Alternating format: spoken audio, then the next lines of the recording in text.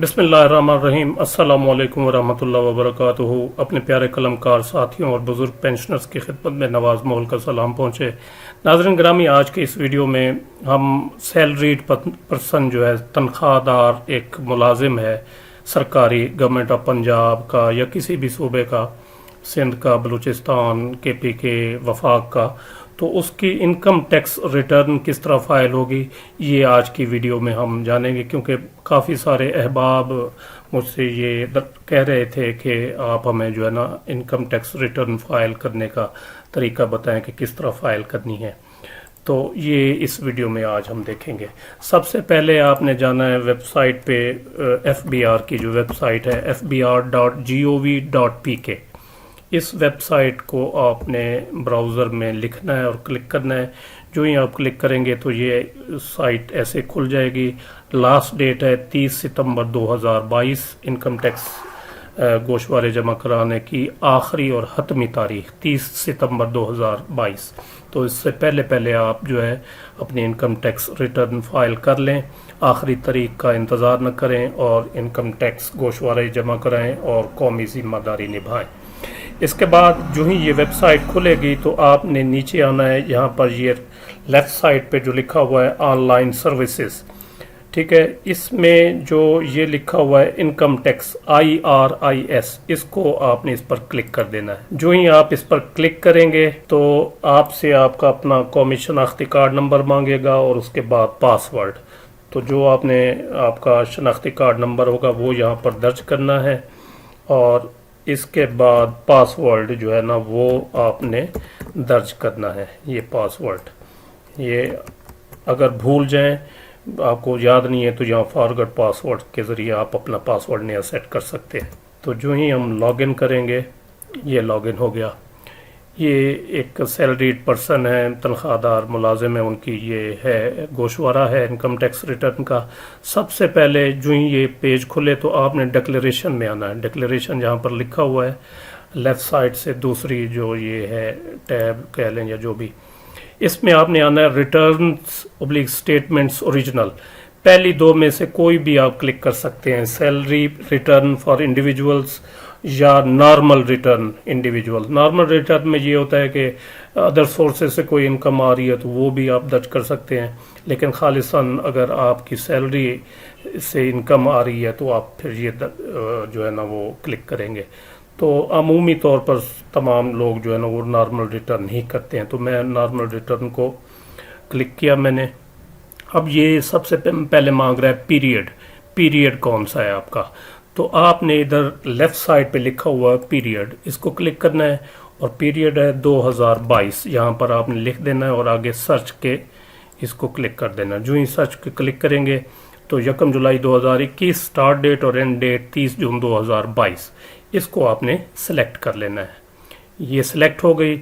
अब ये चीज़ें आ जाएंगी। सबसे पहले है सैलरी के बाद ये बिजनेस प्रॉपर्टी छोड़ दें। आपने सैलरी के बाद अदर सोर्सेज से अगर कोई इनकम है तो इसको क्लिक कर देंगे, अगर नहीं है तो इसको रहने दें। और इसके बाद आपने आ जाना है टैक्स चार्जेबल और पेमेंट्स में, कम्यूट करेंगे यहाँ पर। और इसके बाद वेल्थ स्टेटमेंट में आएंगे आपके पर्सनल एक्सपेंसेस और एसेट्स लाइबिलिटीज़, और उसके बाद आप इनकम टैक्स ये जो रिटर्न है ये फाइल कर देंगे। तो ये सबसे पहले हम जो है ना सैलरी देख लेते हैं कि इसकी सैलरी कितनी है। यहाँ पर इनकम फ्रॉम सैलरी, यहाँ पर जो 1009 जो कोड दिया गया है इसमें आपने सैलरी दर्ज करनी है। ये आपने पूरे साल की सैलरी जो है ना वो निकाल लेनी है। सबसे पहले जुलाई 2021 से लेकर 30 जून 2022 तक 12 महीनों की आपने तनख्वाह अपनी सैलरी स्लिप से या अकाउंट ऑफिस या जहाँ से भी आप लेंगे तो सही आपने जो है आपकी तनख्वाह आपने ली है वो यहाँ आप कैलकुलेट करके लिखेंगे जमा करके। तो इन साहब की तनख्वाह है 8,09,389, ठीक है। इसके बाद जो भी रकम आपने लिखनी है उसके बाद आपने कैलकुलेट को 2 मरतबा प्रेस करना है। यहाँ पे कैलकुलेट लिखा हुआ है, ठीक है। ये आपकी कैलकुलेट होकर इनकम यहाँ पर आ गई, ठीक है। ये सैलरी की इनकम आ गई। अब अगर तो कोई आपके और बिजनेस वगैरह प्रॉपर्टी है, दीगर चीज़ें हैं, वो तो लिख लें।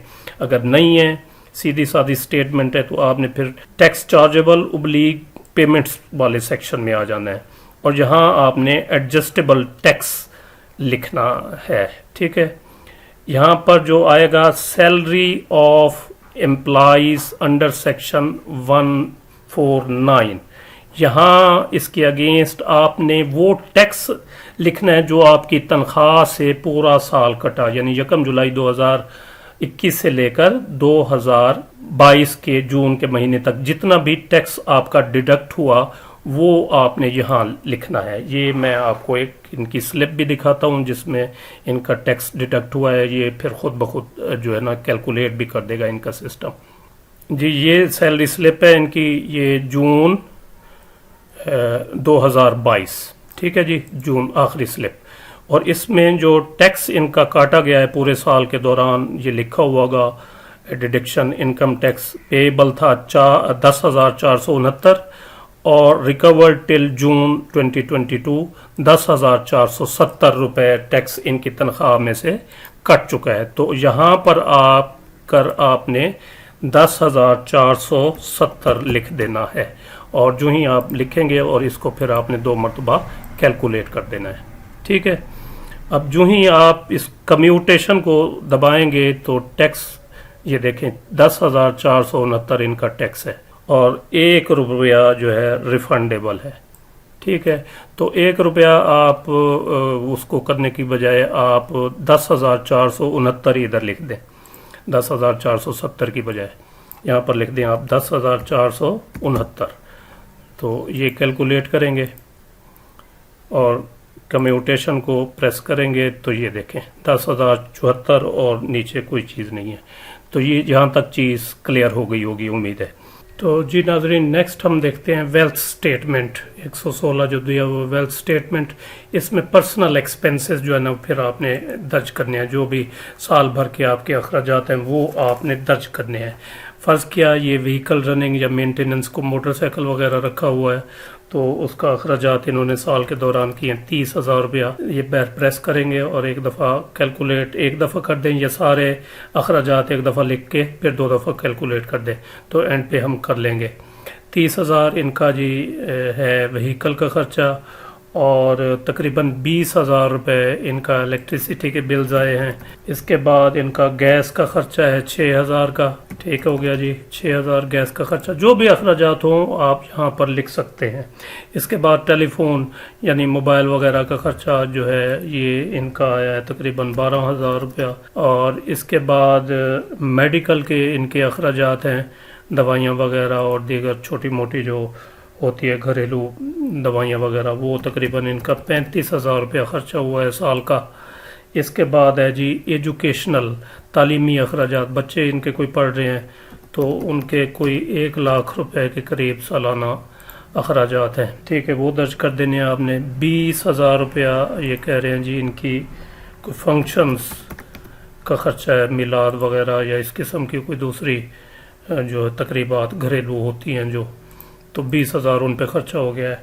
डोनेशंस, ज़कात और इस किस्म की दूसरी चीज़ें जो हैं ये 50,000 रुपया, ये मंथली तकरीबन ये कहते हैं जी ये निकालते रहते हैं तकरीबन 4-5 हज़ार रुपया। ठीक है, तो 50,000 रुपया टोटल जो है ना ये इनका है। और other expenses, house hold expenses, इसमें आप जितना मर्जी चाहे डाल सकते हैं। ये तकरीबन 6 लाख रुपया इनका अखराजात हैं 50,000 रुपये महीना के हिसाब से। ठीक हो गया जी, तो कैलकुलेट करेंगे 2 दफ़ा, ये 8,73,000 रुपया इनके अखराजात आ गए हैं। इसके बाद पर्सनल एसेट्स और लाइबिलिटीज़ पे आ जाएंगे। ये पिछले साल के जो होंगे वो यहाँ पर शो हो जाएंगे।